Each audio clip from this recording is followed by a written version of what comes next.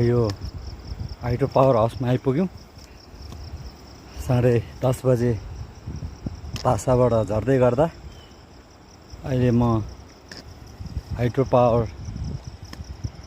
आइपुगेँ। धेरै लामो ओह्रालो बाटो पार गर्दै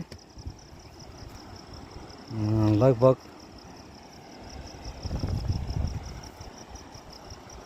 2.5 घन्टामा म यहाँ हाइड्रो पावर नजिक आइपुगेको छु।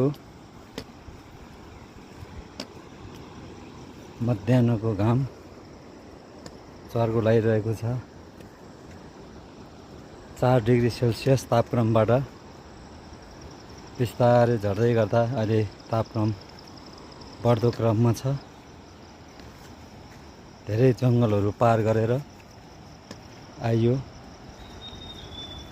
अब फेरि ठाडै उकालो छ सिग्लेस पुग्नको लागि। यो डाँडो पुरै चढ्नुपर्छ। अब मैले